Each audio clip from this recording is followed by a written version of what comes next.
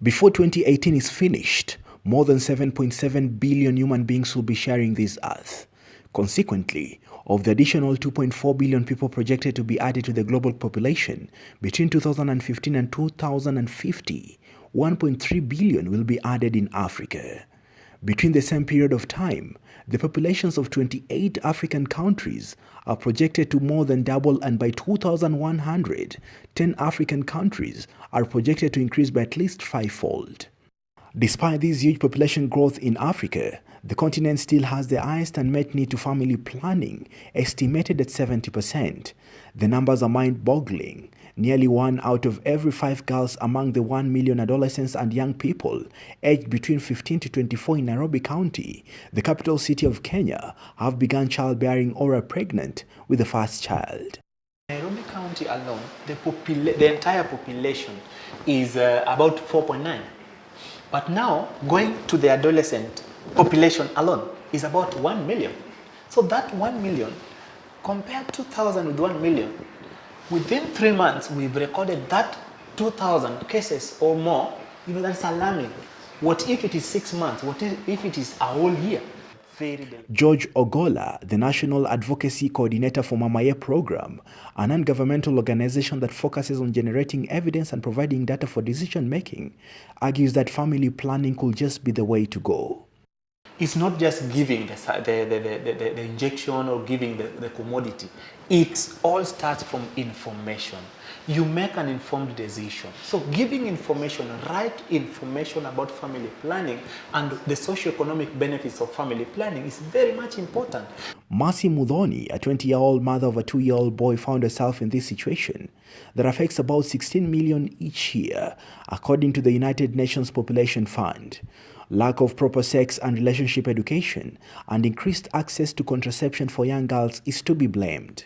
I was in Form 3. In 2015, I was in Form 3. I got pregnant by a classmate of mine. I didn't actually know how it happened. I stayed home for 2 weeks, being confused and wondering what I'll do. Stress and everything. Just like the 3.2 million of the 16 million who undergo unsafe abortion yearly, this idea crossed her mind at some point.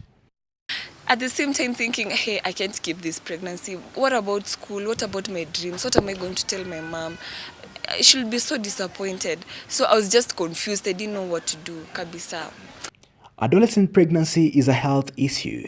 The youngest mothers face a heightened risk of maternal complications, death and disability, including obstetric fistula, abrupt end of childhood, a curtailed education and lost opportunity.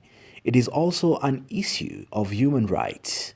A recent study by UNFPA estimated that meeting women's current unmet need for contraception will prevent each year 23 million unplanned births, 22 million induced abortions, 1.4 million infant deaths, 142,000 pregnancy-related deaths, and 505,000 children losing their mothers due to pregnancy-related causes. An estimated 215 million women in the developing world have an unmet need for family planning. They are sexually active, they don't want to get pregnant, but they don't have access to contraceptives. At present, women and girls are unable to access a wide choice of family planning methods in facility because of low or no stock.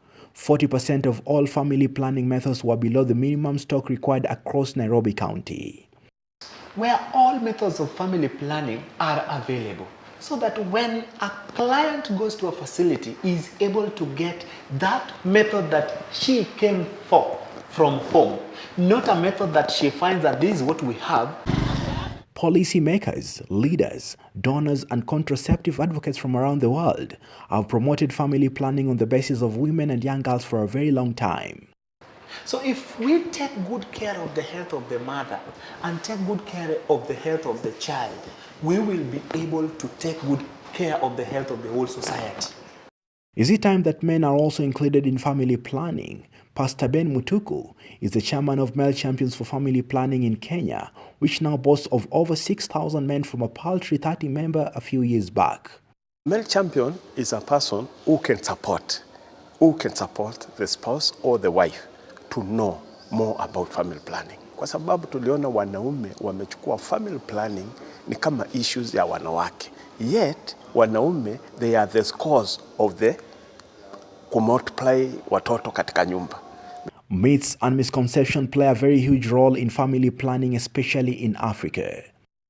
Thing, which often causes a lot of uproar. It causes a lot of discussions and controversies, both political, religious, and cultural. This year, the World Population Day will be marked by spotlighting the issue of family planning as a human right, calling on the government and stakeholders to take charge to enable girls to make responsible life choices and realize their potential. And therefore, the government needs to implement the policies that are directed towards family planning so that we increase our contraceptive prevalence rates. Addressing these key issues is fundamental to slowing population growth. The socio-economic benefits of family planning are numerous. Of limiting the population or trying to prevent people from giving birth, but should be seen as a development agenda.